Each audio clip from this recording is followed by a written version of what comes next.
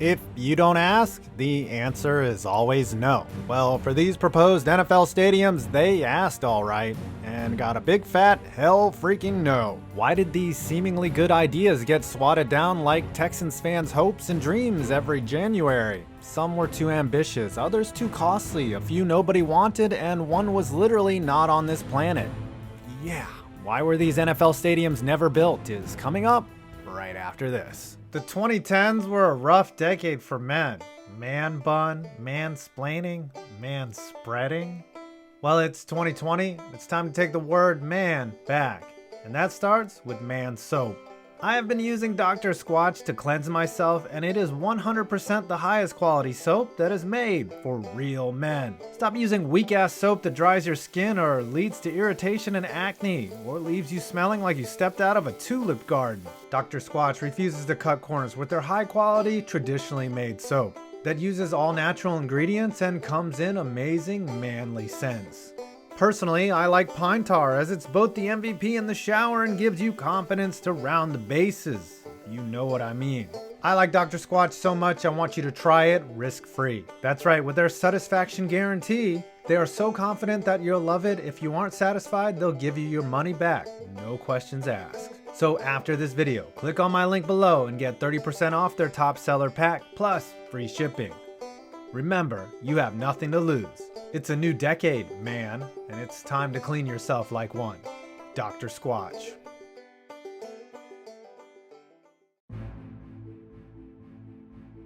Well, it seems like Stan Kroenke likes to overcompensate for his shortcomings no matter what city he is in. After he bought the Rams in 2010, he knew of several out clauses that would allow him to move the team. One was that Edward Jones Dome had to be a top-tier facility by the year 2015. Since nobody liked any of the proposed upgrades in 2015, the city laid the $1.1 billion national car rental field at Lord Kroenke's feet, with over $400 million of it being funded by the public. The new open-air stadium would seat up to 72,000, have multiple concourses, a natural grass playing surface, and be situated on the St. Louis waterfront. This would have been a beautiful stadium that could host Super Bowls, but I don't see a roof. The problem with all this, Stan Kroenke was never on board. In fact, the stadium was a red herring amid a bitter, ugly legal battle between the Rams, the city, and Missouri. The state was so dug in on getting the team to stay, they even secured naming rights for the never-to-be-built money pit. After spending more than $16 million tax dollars on this failed proposal, the state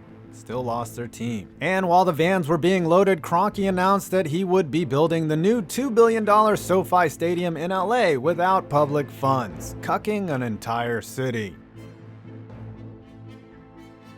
Before the doomed Pontiac Silverdome would be built outside of the city of Detroit, in a town fittingly called Pontiac, the little city also wanted to lure the baseball team out of the big city.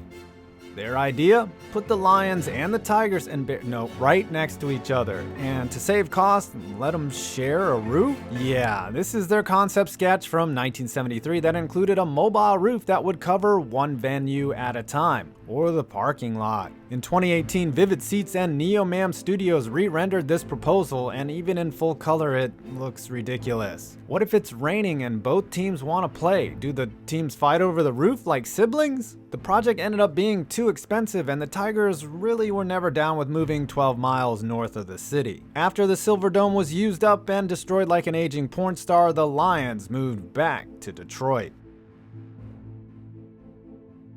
LA, once the prettiest girl at the dance without a partner, until the NFL threw more suitors at them than Antonio Brown at his baby mama. Farmers Field was one of multiple failed proposals to the city. One was in Dodger Stadium's parking lot, another called Los Angeles Stadium in Grand Crossing, and then, of course, Farmers Field in downtown LA. The 76,000 capacity stadium was proposed in 2010 and was to be right next to the Staples Center. It would cost $1.2 billion, have a translucent exterior, a huge jumbotron outside of the stadium, which makes a lot of sense, and have an attached convention hall and outdoor plaza. The problem? Not a single NFL team wanted to play ball. The Raiders, Rams, and Chargers all turned down this idea because AEG, the owners of the stadium, wanted each team to sell them a share of their ownership. Sorry, but NFL teams only receive. They do not give. It also looks like a nightmare for the already absurd level of traffic in LA. You fail. The 60s were a weird time. Psychedelic drugs, free love, and thinking an NFL and an MLB team would want to move to Portland. Well, that was what was behind the idea of the Delta Dome, a 46,000-seat indoor facility to be built in the Pacific Northwest. That and shrooms, probably. The structure was to use the same technology as the Astrodome, have an openable plexiglass roof, and be one of the first to be funded by public bonds. Well, this one failed because no team wanted to come to Portland, and it didn't help that nearby Veterans Memorial Coliseum was losing money, as no NBA or NHL team wanted to play there either. The Delta Dome was killed in the same year it was proposed. Multiple proposals, multiple sites, lots of bickering, all failure. When the city of San Diego recognized that aging Qualcomm Stadium wasn't going to cut it for the Chargers, they feverishly listened to any and all ideas on how to appease Sphincter Boy Dean Spanos. Proposed sites included Oceanside, Chula Vista, downtown San Diego, National City, and more. Though no site was ever confirmed, in 2015 these renderings were released on Twitter, and a slew of others. Of course, all of these plans would have been great, but Dean Spanos wanted the city to foot most of the bill for the new digs. And the residents, after studies showed they were losing money on the rotting carcass of Qualcomm, didn't want anything to do with that. Following multiple votes, all plans were rejected by the citizens, and Spanos moved the team to LA to share space with another asshole on this list, Stan Kroenke. I hope they enjoy each other's company. Where's your other hand? Between two pillows. Those aren't pillows. If the 60s were a weird time, the 80s were so bizarre most of us would like to completely forget them.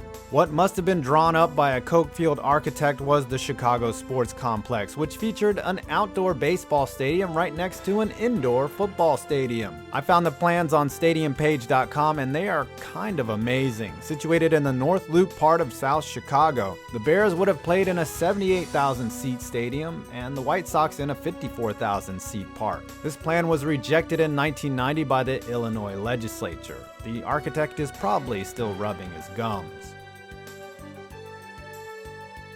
Do you know what NFL owners love? Leverage.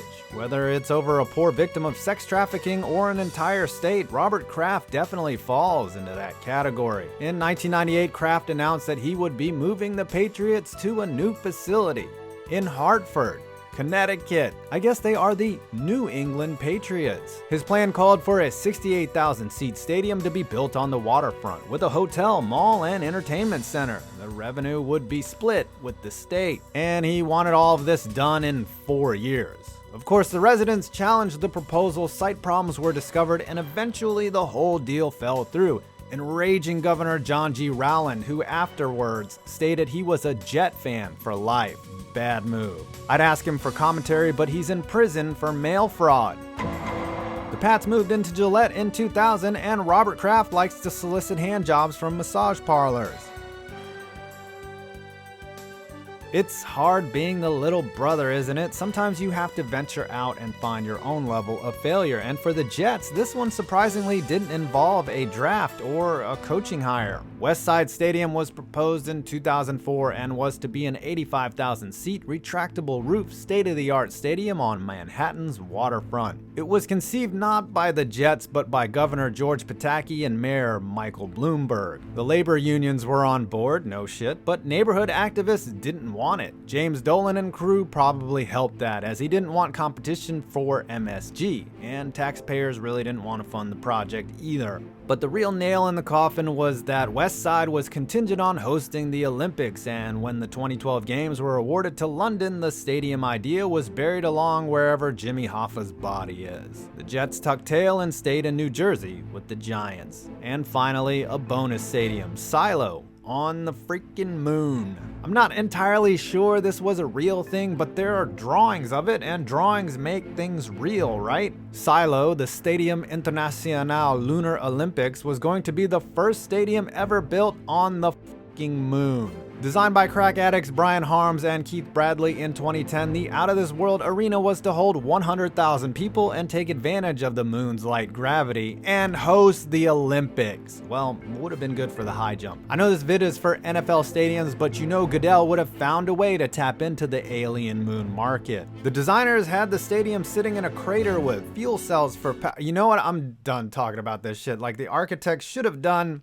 I'm gonna quit while I'm ahead. Well, I hope you enjoyed this video. Please don't forget to check out my sponsor, Dr. Squatch, and use the link below to get 30% off their best-selling pack and free shipping. I'm 5 Points Vids, and you made it to my next video.